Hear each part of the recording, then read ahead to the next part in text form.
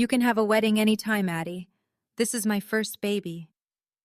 That's what my sister said, 6 weeks before I walked down the aisle in a garden full of empty chairs. She said it like she was choosing between brunch spots, like my wedding day was something I could reschedule around her convenience.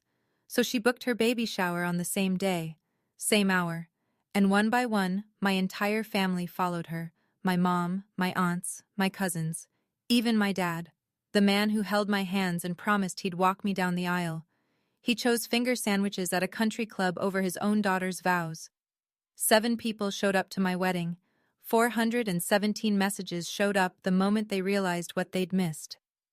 Before I go on, if this story hits close to home, take a moment to like and subscribe, but only if you genuinely connect. Drop a comment with where you're watching from and your local time. My name is Adeline Farrow. I'm 28. And now, let me take you back to 6 months before my wedding, to the Thanksgiving dinner where my father looked my husband in the eye and told him he'd never amount to anything. In the Farrow family, there was one rule nobody said out loud. Everything revolved around my sister, Colette. My father, Richard Farrow, spent 31 years as a branch manager at a regional bank in Hartford.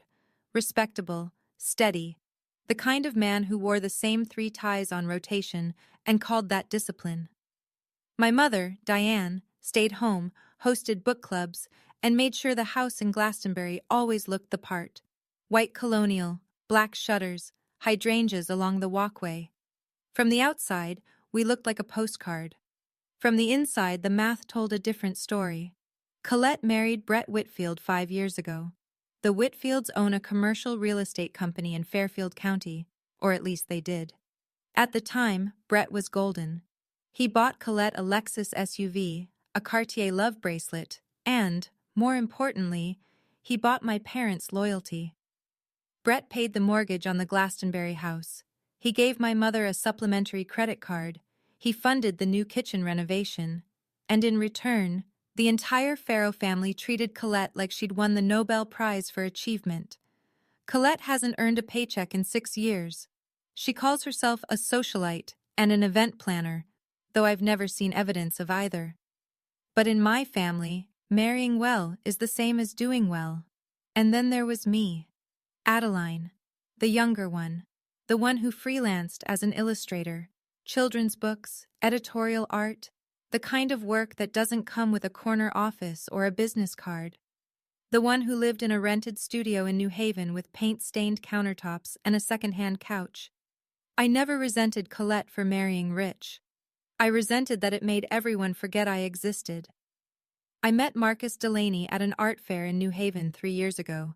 He was standing in front of one of his own paintings, a large oil piece of a woman reading on a fire escape in Brooklyn, the light catching her hair just right, and he was frowning at it like it owed him money.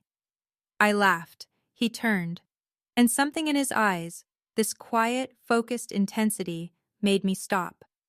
Marcus is a contemporary realist painter.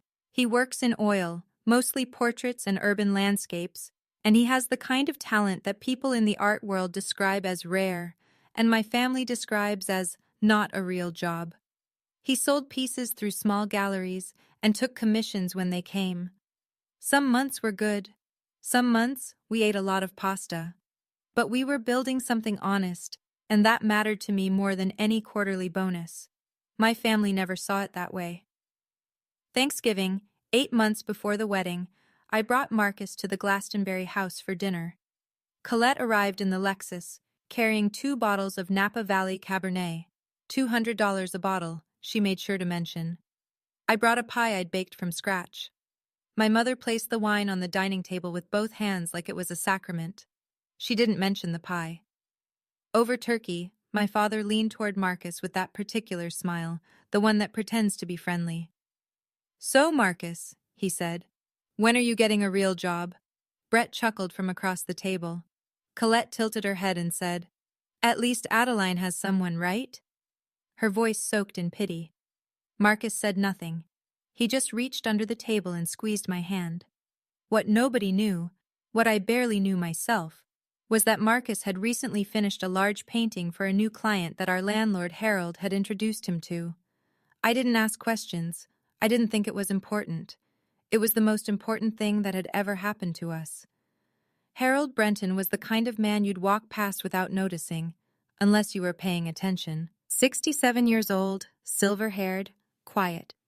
He wore the same corduroy jacket most days and drank his coffee black from a chipped mug that said Chelsea, NYC on the side.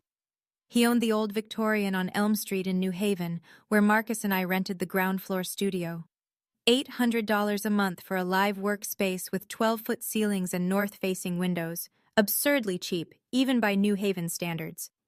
When I asked Harold why the rent was so low, he shrugged and said, "I'd rather have artists in the building than accountants. No offense to accountants." To me, Harold was simply our landlord, a kind retired art guy who let us pay late once without charging a fee and who brought us tomatoes from his garden in August. But Harold had a habit of wandering downstairs to watch Marcus work. He'd stand by the easel, coffee in hand, and say things like, "The light on the jawline, push it warmer, just half a degree." Marcus would adjust, and the painting would transform.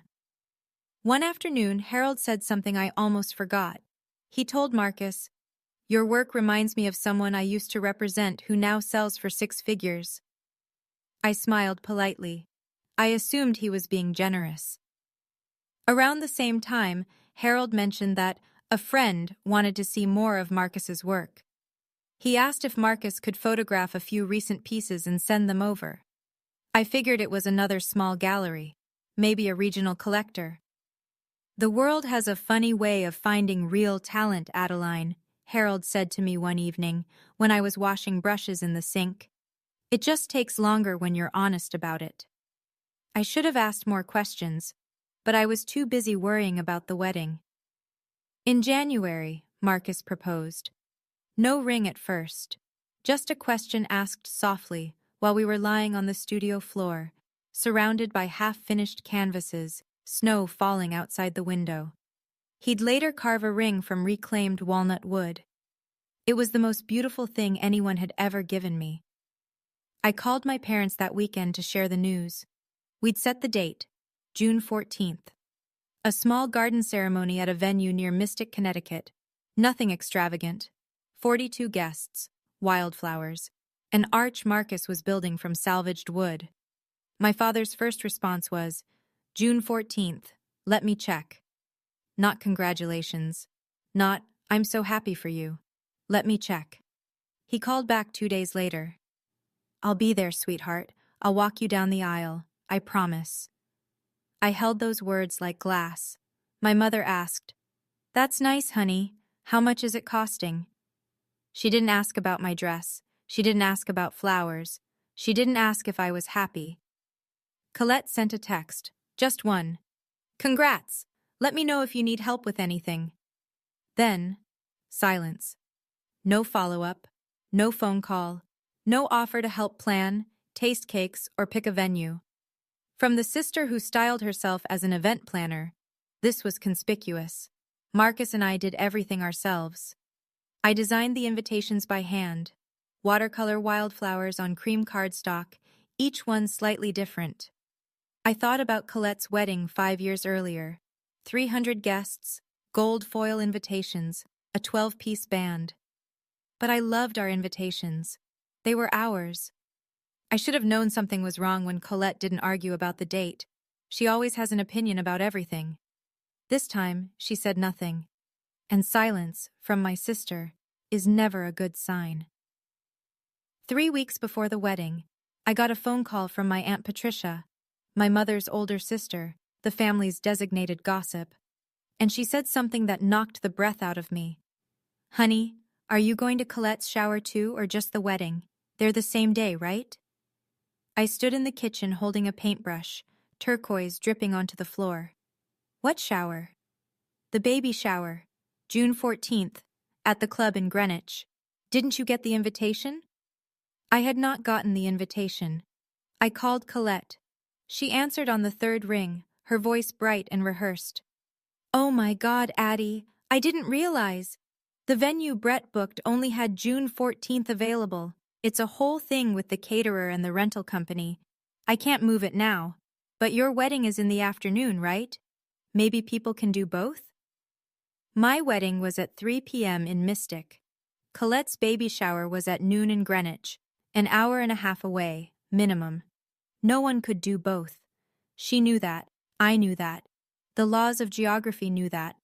The baby shower would be held at the Greenwich Country Club, valet parking, catered by a French restaurant in Stamford, monogrammed gift bags at every seat. Colette had told me the details as though she were describing someone else's event.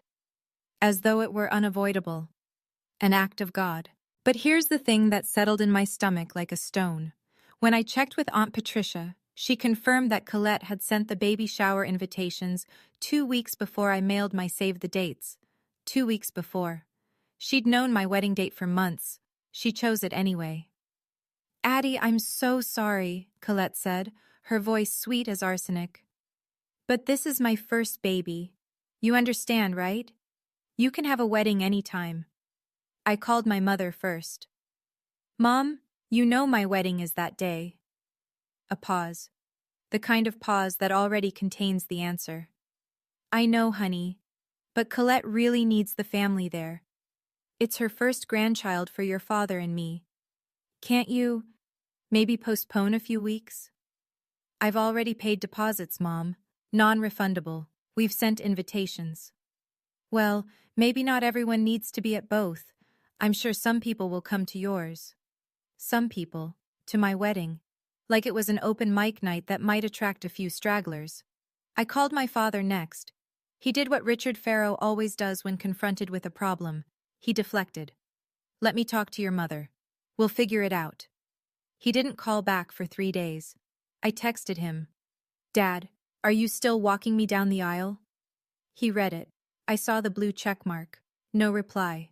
I called again, and again. On the 3rd attempt, he finally answered. Of course, sweetheart, I said I would. But the way he said it, the hollowness in his voice, the way the words came out like something he was reading off a cue card, I felt the ground shift beneath me. That week, I counted the RSVPs. Out of 38 family members invited, 22 had already responded with a no. Each of them, coincidentally, was going to Greenwich. I didn't beg. I want you to know that. I asked once. I asked clearly. And I told myself, their answer, the real one, the one spoken through silence and logistics, and maybe not everyone needs to be there, would tell me everything I needed to know about where I stood. It told me everything. Rachel, my best friend, an ER nurse who takes no one's nonsense and has known me since college, was the one who showed me the full picture. Rachel had been added to the Farrow family group chat years ago, back when my mother thought it was nice to include Adeline's friends. Nobody ever removed her. And because Rachel is Rachel, she screenshotted everything. She sat me down in the studio one evening and laid it out. Colette had called every single family member individually. Not a group text, not a casual mention. Individual, surgical phone calls designed to pull each person to her side. To my mother, Colette said, Mom, if you go to Adeline's wedding instead, I'll feel like you don't care about your first grandchild. To Aunt Patricia, Brett's mother is coming. If our side of the family doesn't show up, it'll be embarrassing. To my father, and this one Rachel had as a screenshot from the group chat, Colette wrote, Dad, Adeline will understand. She's used to being disappointed. She's used to being disappointed. My own sister. Typed that with her thumbs and pressed send. But the deepest cut was the financial one. Brett paid my parents' mortgage, $3,200 a month. He'd given my mother a credit card that covered groceries, clothing, salon visits. The Farrow family wasn't just emotionally dependent on Colette. They were financially leashed. Colette never said it directly, of course. She didn't need to. The implication lived in every gesture. If you cross me, the money stops. And my parents, who had built their retirement around Brett's generosity, couldn't afford to call the bluff. In the group chat, Rachel showed me one last message from Colette. Honestly, Adeline's wedding is so small it's barely an event. She's marrying a painter in a garden. It's not like there's a reception at the Ritz. I read it twice. Then I closed the phone. The night before I sent the final reminder to my family, Marcus and I sat together in the studio. The overhead lamp cast warm yellow light across half-finished canvases and jars of turpentine. Outside, the cicadas were starting up. Summer in New Haven sounds like a low hum that never stops. Marcus was cleaning brushes. He didn't look up when he spoke. "We don't need them to make this real, Adeline." A pause. "But I know you want your dad there." I didn't answer right away. I was staring at the canvas he'd been working on. A lone chair in an empty room, light pouring through a window. It wasn't meant to be about me, but it was. That night, I composed one final message. A group text to every family member who'd been invited. No guilt trips, no desperation. Just the facts. Date, time, address, directions. And at the end, one line. "I hope to see you there." I pressed send at 10:47 p.m. Not a single person replied. The next morning, Rachel called from Chicago. She'd already booked a flight. "I'll be there," she said. "I'll always be there." She didn't ask about the others. She already knew. June 14th was 12 days away. I had a dress hanging in the closet, vintage lace, found at a consignment shop in Mystic, altered to fit by a seamstress who charged me $80 and told me I looked like Grace Kelly. I had flowers ordered from a local farm. I had 42 chairs set up in a garden. What I didn't have was a single family member who chose me. But I'll tell you what I also didn't have. I didn't have the urge to beg anymore. And that, I think, was the first time I felt something shift. June 14th, 7 a.m. The morning of my wedding, Rachel was sitting cross-legged on the bathroom counter doing my makeup. Hospital-grade precision, she called it, and I was trying to breathe normally.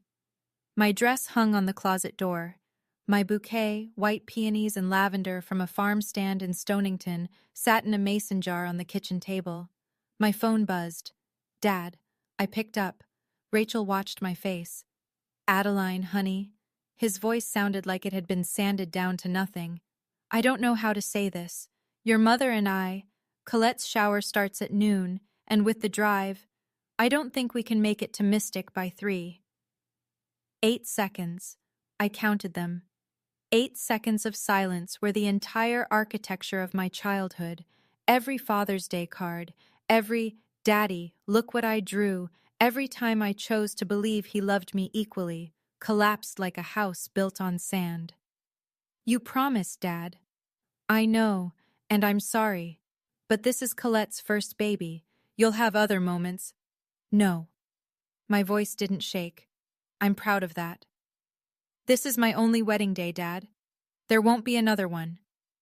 Don't make this harder than it has to be." I hung up. I set the phone face down on the counter. My hands were trembling, but my eyes were dry. Rachel said nothing. She just picked up the mascara wand and kept going. Later that morning, Rachel checked Instagram. She held the phone up for me to see. Colette had already posted a story. Pink balloons, gold streamers, a venue being set up. The caption read, "So grateful to have the whole family here." Posted at 9 a.m., 3 hours before the shower even started. I didn't scream. I didn't cry. I just thought, so this is what it feels like when the last thread snaps. The garden venue in Mystic sat behind a small inn, overlooking a salt marsh where the water turned silver in the afternoon light. Marcus had spent 2 weekends building the arch, salvaged oak, sanded smooth, entwined with fresh eucalyptus and white ribbon. It was simple. It was perfect. I arrived at 2:15. The chairs were already set up, 42 of them, white linen, each one with a sprig of lavender tied to the back. From a distance, they looked beautiful, like a painting of a wedding. Up close, 35 of them were empty. 7 people. That's who came. Marcus, Rachel. 2 friends of Marcus from art school, a sculptor named Dave and a printmaker named Lena. Harold Brenton, in a suit I'd never seen him wear. And 2 of my college friends who'd driven up from New York. 7 people in 42 chairs. The wind moved through the empty rows and rustled the lavender like it was trying to fill the silence. I stood at the end of the aisle in my thrift store dress, vintage lace, ivory, tea-length. The seamstress had been right. It fit like it was made for me. But standing there alone, without a hand to hold, without a father at my side, I felt every single empty seat like a bruise. The string quartet, just two girls from the local college, violin and cello, began to play. Pachelbel's canon. The sound floated out over the marsh. Rachel stepped toward me. "I can walk you down." I shook my head. "No, you're my maid of honor. You belong up there with Marcus." I turned to face the aisle. Marcus was standing at the other end, and even from here, I could see his eyes were red. I was about to take the first step alone. Then I heard footsteps behind me. Heavy, deliberate, steady. I believe I'm overdressed for a garden party. I turned. Harold Brenton stood 3 feet behind me, wearing a navy 3-piece suit, beautifully cut, clearly old, clearly treasured. A pale blue pocket square, and silver cufflinks that caught the light. I'd later noticed the engraving on them. B.G. Brenton Gallery. But in that moment, all I saw was the steadiness in his eyes. "But if you'd let an old man have the honor," he said, and extended his arm. Something broke open in my chest. Not the sharp kind of breaking, the kind where light gets in. I looked at this man, our landlord, our neighbor, the quiet figure who drank black coffee in our studio and told Marcus to push the light warmer by half a degree, and I understood something I hadn't before. Harold wasn't just kind. He had been watching. He had been paying attention. He had shown up. "Harold, you don't have to. I know I don't have to. I want to." His voice was calm, firm. "Your father should be here, but since he isn't, someone who actually values you should." I took his arm. We walked. The 7 people in those chairs stood up. Rachel already crying, Dave and Lena smiling, Marcus at the end of the aisle, pressing the back of his hand to his mouth. The ceremony lasted 12 minutes. Our officiant, a retired judge Marcus knew through a community art project, kept it short. We said our vows. Marcus had written his on a piece of canvas primed in gesso. I'd written mine on the back of one of my illustrations. We both cried. We both laughed. 7 people clapped. And in that garden, on that June afternoon, it was enough. It was more than enough. I'm going to pause here for a second. If Harold stepping in made your chest tighten the way mine did that day, you already know why this story matters. My father had 30 years to show up for me. Harold had known me for 2. But he was there. If you've ever had someone unexpected fill a space that family left empty, tell me about it in the comments. I read every single one. And if you want to see what happens next, because trust me, the story doesn't end at the altar, stay with me. After the ceremony, we held the reception in the same garden. There was no ballroom, no DJ, no 5-tier cake. We ordered pizza from a place in downtown Mystic. Rachel had brought 3 bottles of wine. Nothing fancy, just something she loved. Dave connected his phone to a portable speaker, and we danced on the grass until the fireflies came out. It was joyful. It was imperfect. It was ours. But when the music faded and Marcus was helping Dave fold up tables, I sat down on one of the empty chairs and opened my phone. 0 messages from my family. Not a single one. No congratulations. No sorry we couldn't make it. No thinking of you today. Nothing. As though the event hadn't happened. As though I hadn't happened. I opened Instagram. I knew I shouldn't. But I did. Colette had posted 14 photos, the Greenwich Country Club, pink and gold balloons, a dessert table that probably cost more than my entire wedding, Aunt Patricia laughing with a glass of champagne, Uncle Tom holding a gift bag, and my father, standing beside Colette, his hand resting on her belly, grinning. The last photo was a selfie. Colette in the center, glowing, surrounded by faces I'd invited to my wedding. The caption read, "Surrounded by love. Family is everything." Family is everything. She typed that while I was saying my vows to 7 people and a row of empty chairs. I zoomed in on one of the background images, a group shot near the bar. Brett was in the far corner, turned away from the camera, phone pressed to his ear, jaw tight. He looked stressed. It struck me as odd at a celebration, but I filed it away and didn't think about it again. Not then. That night, back in the studio, Marcus and I lay on the old futon that doubled as our couch. The windows were open, and the sound of crickets poured in like music. We'd taken the lavender from the chairs and put it in jars all over the apartment. It smelled like the wedding had followed us home. Marcus stared at the ceiling. His hand was in mine. "I married the most talented, most stubborn, most beautiful woman I've ever known," he said. "In a garden, with 7 witnesses." He turned to face me. "And I wouldn't trade it for a ballroom with 300. I tried to smile. I almost made it. I keep thinking, maybe if I'd tried harder. Called one more time. You called enough."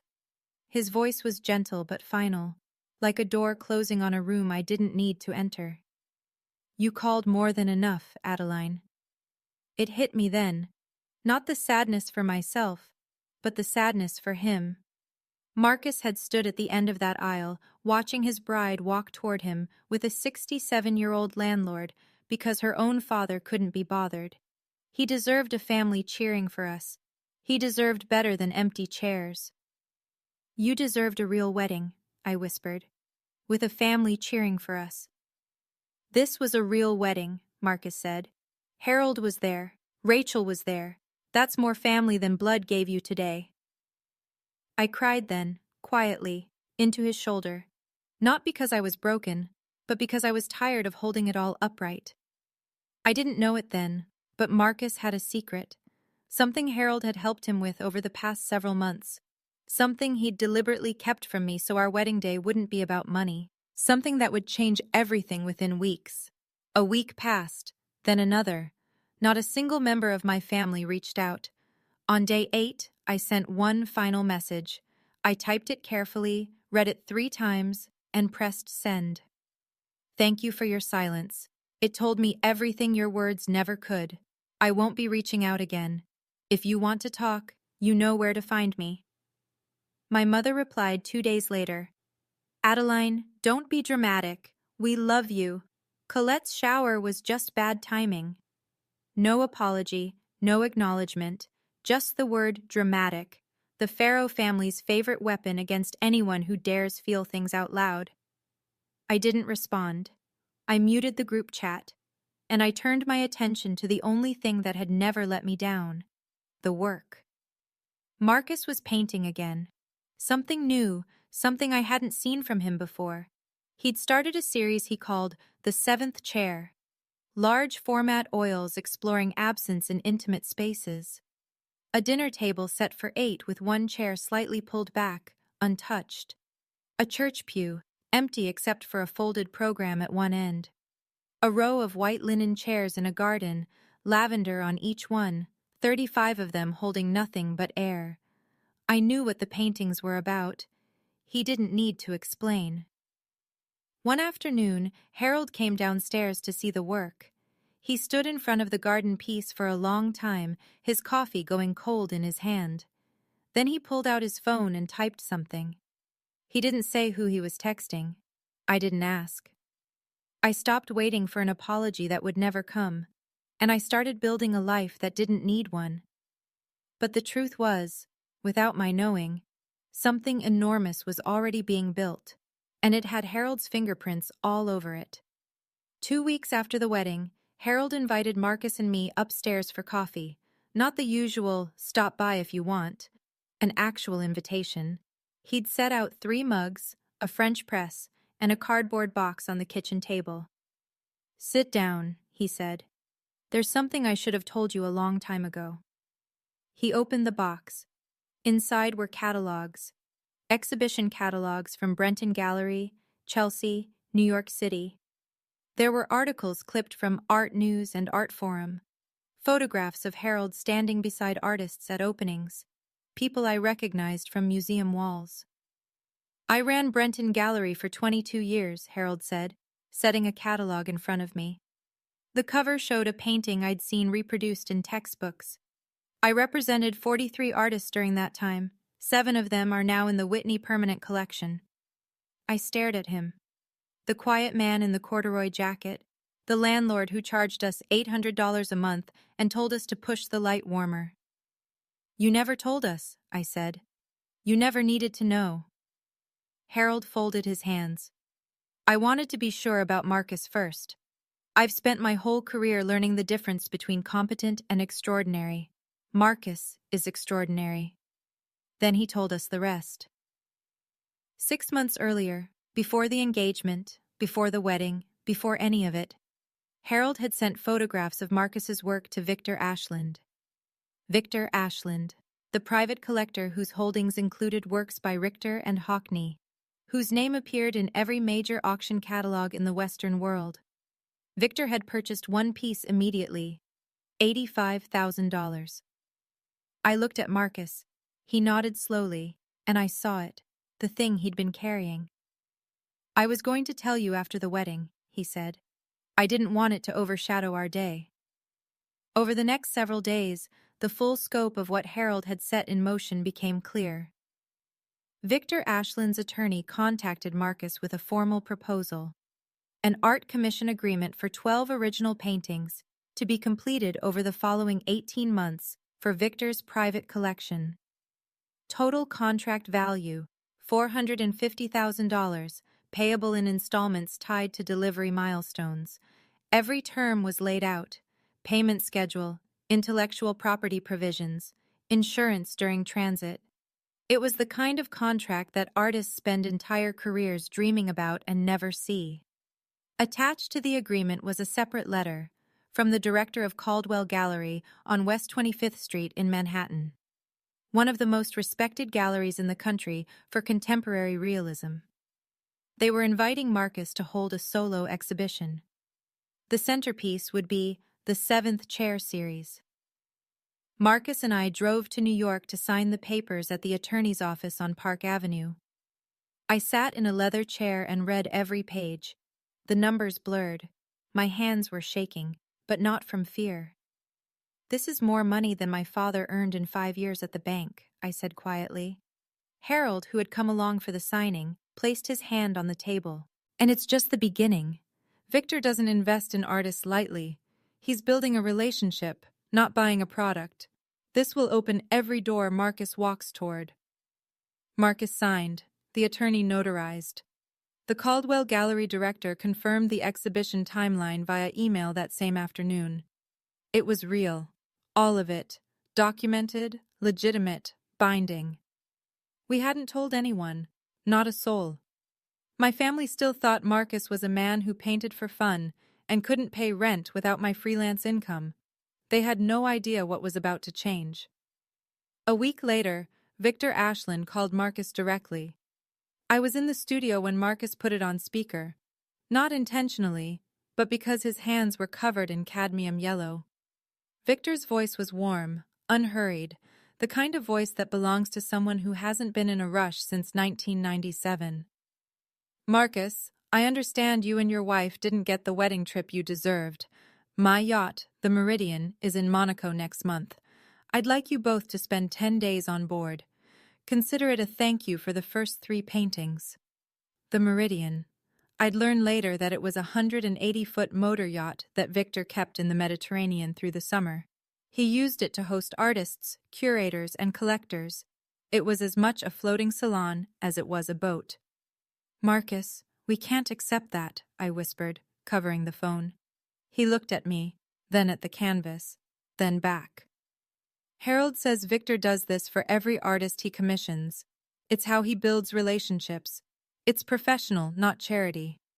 I hesitated, but then I thought of the 42 chairs, the empty garden, the father who chose a baby shower over my wedding, and I thought, I have spent my entire life making myself smaller so other people don't feel uncomfortable. Not anymore. I said yes. Rachel found out a few days later, and her reaction was exactly what you'd expect.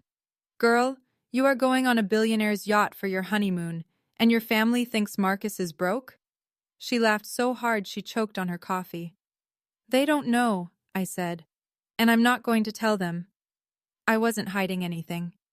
I just stopped performing for an audience that never clapped.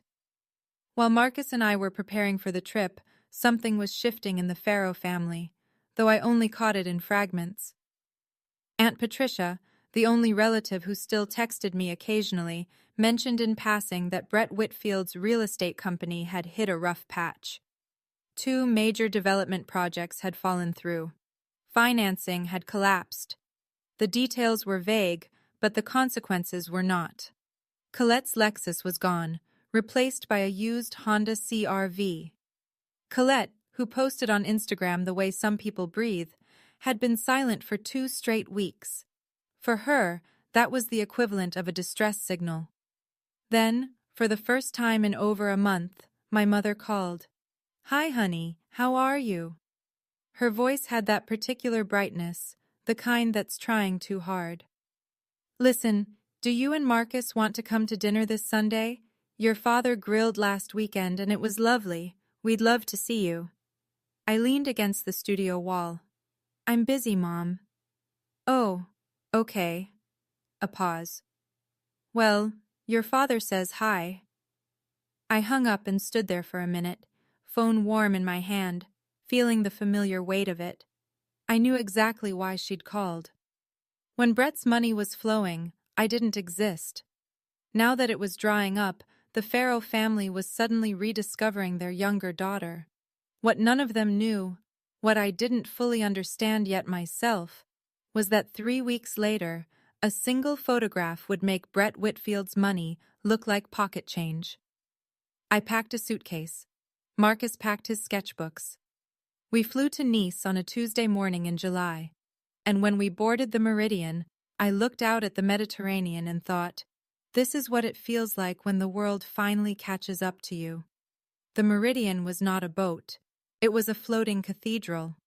Our cabin had a private balcony that opened onto water so blue it looked artificial. The bathroom had marble floors, the sheets were Egyptian cotton, and someone had placed fresh gardenias on the nightstand before we arrived. I stood on the balcony the first morning, barefoot, wearing a linen dress I'd bought at a market in Nice for €40, and I watched the coastline of Monaco drift by like a painting Marcus hadn't gotten to yet. On the third evening, Victor hosted a dinner on the upper deck.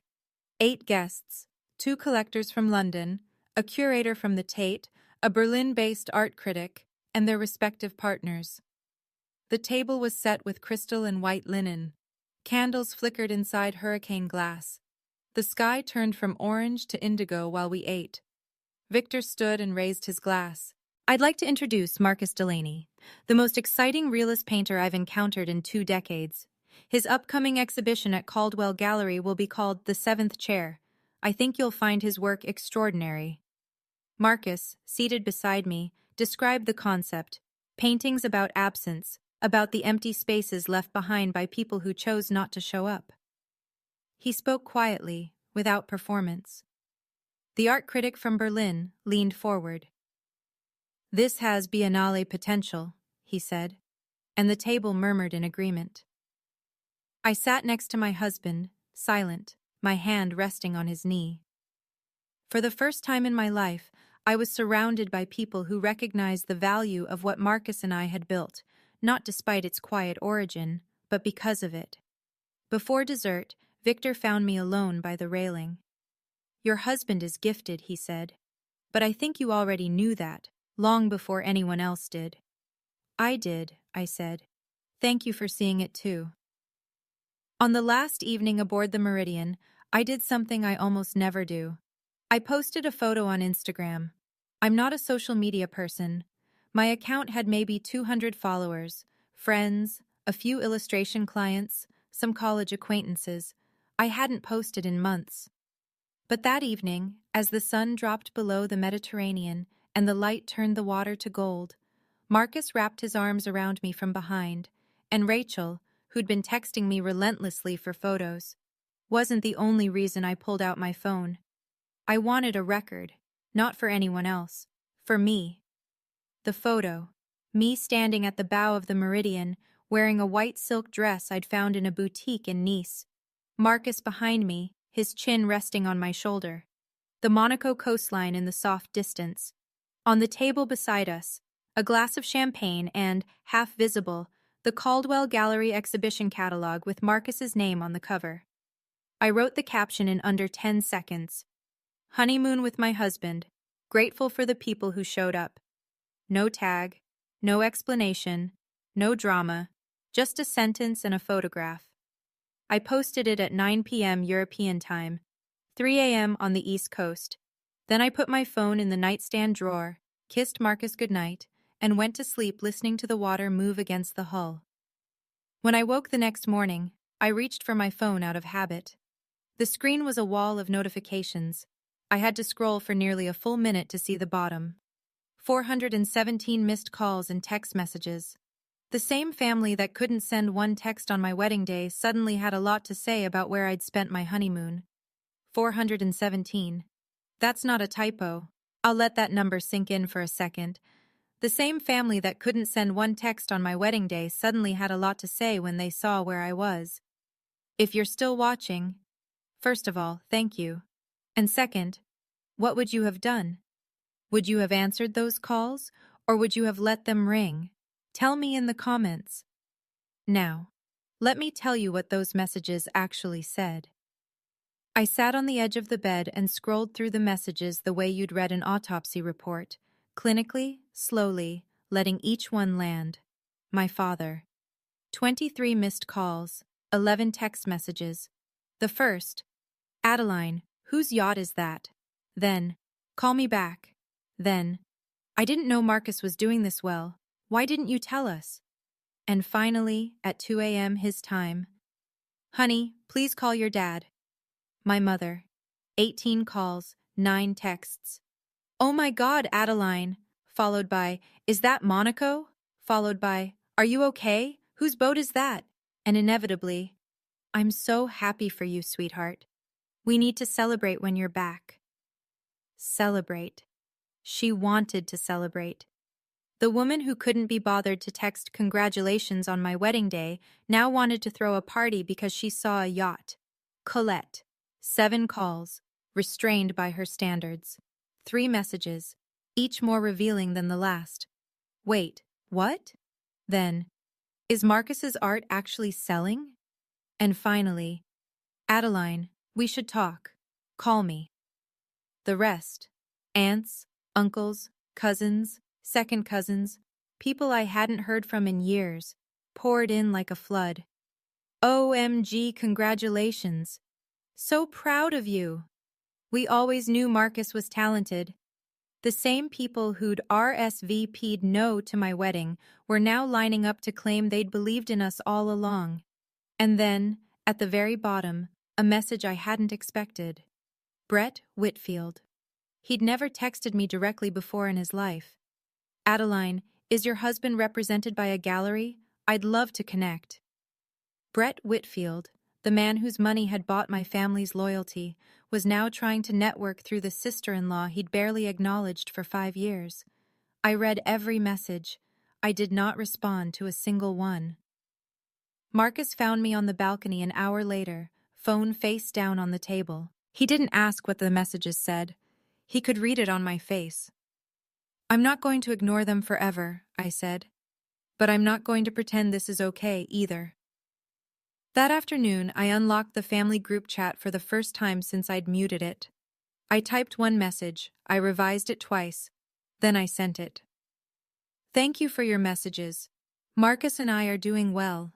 For those who are curious, Marcus signed a major art commission 6 weeks ago. The yacht belongs to his patron, Victor Ashland. Our honeymoon was a gift. I want to be honest. I won't pretend that your absence on June 14th didn't hurt. It did. Deeply.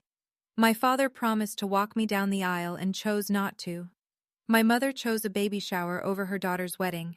My sister scheduled her event on my wedding day deliberately. I'm not angry, but I need space. When I'm ready to talk, I'll reach out. Please respect that. I pressed send, then I put the phone in the drawer again. For 4 hours, Nobody replied. I imagine they were reading it in clusters, gathered around someone's kitchen counter, passing the phone, rereading it, looking at each other in the particular silence of people who've been caught. My father called at 8 p.m. I didn't answer. An hour later, Colette posted an Instagram story, a photo of a beautifully set dinner table, warm lighting, wine glasses. The caption, "Family dinner tonight, missing one." Missing one. As though I had simply failed to attend. As though I were the one who'd left. Some people never stop rewriting the story, even when the whole room already knows the truth. 3 weeks after we returned from Monaco, Caldwell Gallery issued the press release. Marcus Delaney, the 7th Chair, Solo Exhibition. It went out to every major art publication in the country. Art News ran a preview. ArtNet picked it up the same day. And then the one that mattered most. A feature in the New York Times Arts section, with a photograph of Marcus standing beside the centerpiece of the show. The painting, a garden rendered in luminous afternoon light, an arch of salvaged wood threaded with eucalyptus, 42 white chairs with lavender on each, stretching in neat rows across a green lawn.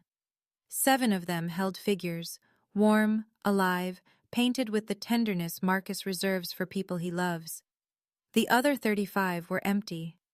Sunlight fell across the vacant seats like a question nobody wanted to answer. The title, June 14th. Price, $120,000. Already sold. Victor had claimed it before the exhibition opened. The article noted that Marcus's work explores familial absence and emotional displacement with a specificity that feels both deeply personal and universally devastating. It mentioned Victor Ashland's private collection. It mentioned Brenton Gallery's legacy. It used the word extraordinary. On opening night, 200 people filled the gallery, collectors, curators, critics. Adeline stood beside Marcus in a simple black dress, watching strangers cry in front of paintings that were born from the worst day of her life. A reporter from the Times approached Marcus. The title, June 14th. Is it autobiographical? Marcus didn't hesitate. Yes, it was my wedding day. 7 guests, 42 chairs. The room went quiet. Then the questions began. By morning, the story was everywhere. I hadn't planned it. Marcus hadn't planned it. But the truth, once it finds a stage, doesn't need permission. My father saw the article first. Someone forwarded it. I never found out who. But I can imagine him sitting at the kitchen table in Glastonbury, reading glasses on, the New York Times open on his iPad, and seeing those 42 chairs rendered in oil paint with the precision of a man who remembers every detail of the day his father-in-law didn't show up. My mother called. Her voice cracked in a way I hadn't heard before. Adeline, your father saw the painting. He hasn't spoken in hours. He just sits there. Mom, I didn't paint it, I said. Marcus did. He painted what happened. She didn't have a response for that. Colette's reaction was different. She wasn't sad. She was furious, not at herself, but at the exposure. Within days, her friends began asking questions. Wait, your sister's husband, is that Marcus Delaney? Why weren't you at her wedding? Colette, who had spent years curating a narrative of family unity and social grace, suddenly couldn't explain the gap. The image she'd constructed, loving sister, devoted daughter, center of the Pharaoh universe, had a 42-chair-sized hole in it. Brett called Marcus directly. Hey Marcus, congratulations. Listen, I have some clients who might be interested in commissioning. Marcus cut him off politely. Thanks, Brett. But I work exclusively through my gallery now. Harold and Caldwell handle all my commissions. Meanwhile, Aunt Patricia sent me a screenshot from the family group chat, the one I was no longer in. Colette had written, "She's doing this to humiliate us." And my father, for the first time in his life, had replied, "Maybe we should have gone to the wedding." My mother's response, "Don't start, Richard." Even now, even with the truth on a gallery wall for 200 people to see, nobody in my family could say the simple words, "We were wrong." 2 months after the exhibition opened, A notice appeared in the Connecticut Business Registry that would have been unremarkable to most people. Whitfield Properties, LLC, Brett's family company, had filed for Chapter 11 bankruptcy protection. The details emerged slowly, then all at once. 2 failed developments in Stamford, a construction loan default, creditors lining up. The company that had once made Brett the golden son-in-law of the Farrow family was now a name on a court filing. The consequences hit my parents within weeks. Brett stopped paying the mortgage on the Glastonbury house, $3,200 a month, gone overnight. My mother's supplementary credit card was canceled. Colette, who had never needed to think about money, began selling her jewelry through a luxury consignment site. The Cartier bracelet, a Tiffany pendant, pieces she'd once displayed like trophies. My father called me, the first time since the article. Adeline, I don't know how to say this. His voice was thin, tired. Your mother and we might lose the house. I know I have no right to ask, but is there any way? I let the silence sit. I think he needed to hear it.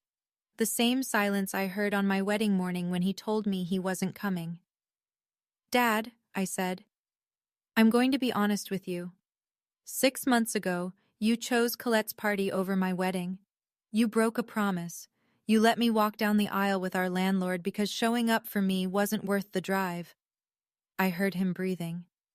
I'm not going to say no to helping, but I need you to understand something first. I'm not your backup plan. I'm your daughter, and you treated me like I was optional. He didn't speak for a long time. Then quietly, you're right. It wasn't enough, but it was a start. Colette called 2 days later. It was the first time we'd spoken since before the wedding. She opened with tenderness. I miss you, Addie. The nickname, the voice she used when she wanted something. Then, within 30 seconds, the mask slipped. Brett lost everything. Mom and Dad need help. You and Marcus are doing so well now. Can't we just move past this? Move past what, exactly? I kept my voice even, not cold, just clear.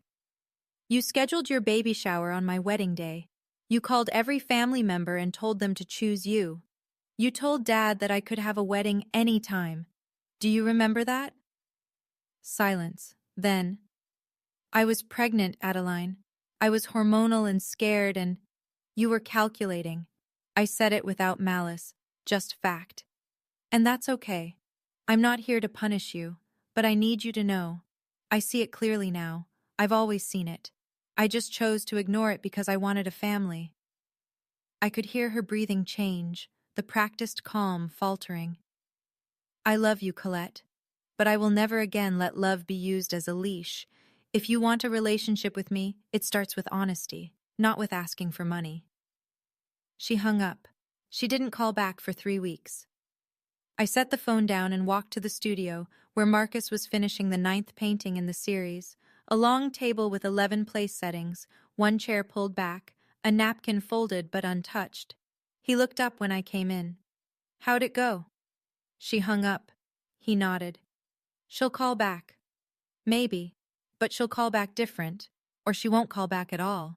Those are the only 2 options I'm accepting. Marcus went back to painting. I picked up my illustration pen. The crickets sang outside, indifferent to all of it.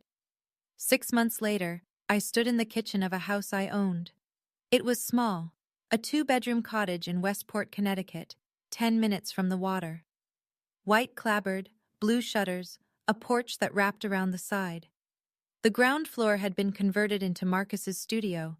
Proper ventilation, north-facing light, a door that opened onto a garden where, in the spring, I planned to grow lavender. We'd paid for it in full. No mortgage, no help, no one's name on the deed but ours. Marcus had completed the 7th chair series, 12 paintings that had hung in Caldwell Gallery for 3 months. Nearly every piece sold.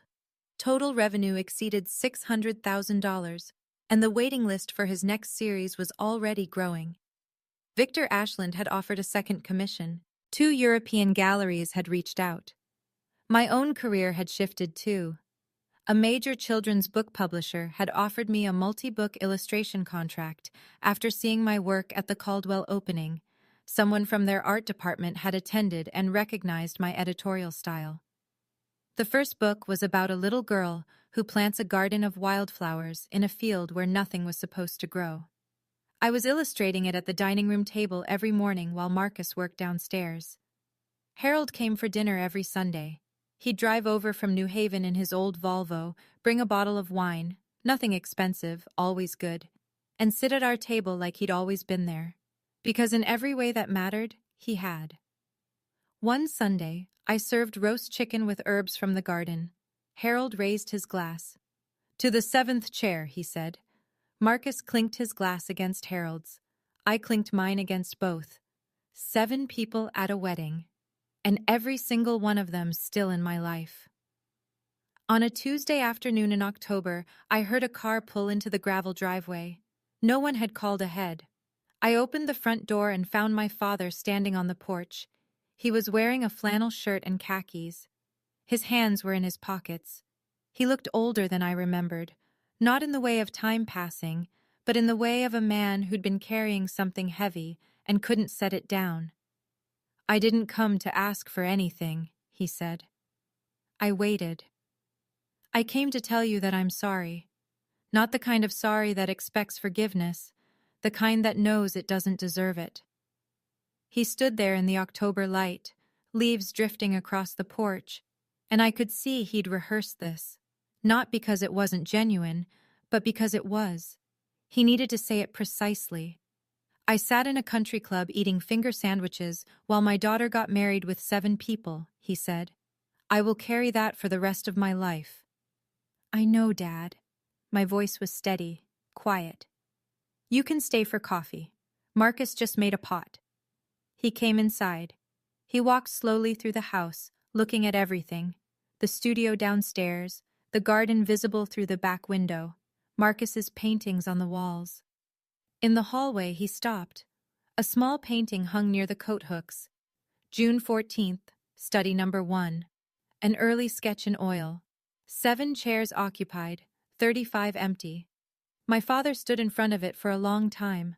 Then he reached into the bag he was carrying and pulled out a frame. Inside, a certificate.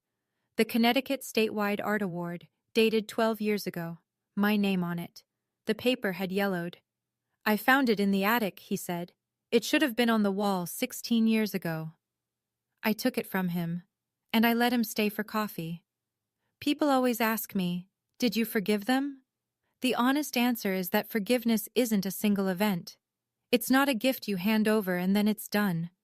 It's a bridge you build one plank at a time, and some days you're laying planks, and some days you're standing at the edge wondering if it's worth crossing. Colette eventually wrote me a letter. A real one, pen on paper, mailed with a stamp. It wasn't a perfect apology, but it contained the one sentence I'd been waiting years to hear. "I scheduled the shower on your day. It wasn't an accident. I was afraid that if your wedding went well, everyone would stop needing me." I read that line 4 times. Then I folded the letter and put it in my desk drawer. Not in the trash, not on the wall. In the drawer, where I could find it when I was ready. My mother calls once a week now. She asks about my work, about Marcus's paintings, about the garden. She doesn't ask for money. It's a small thing, but it's a true one.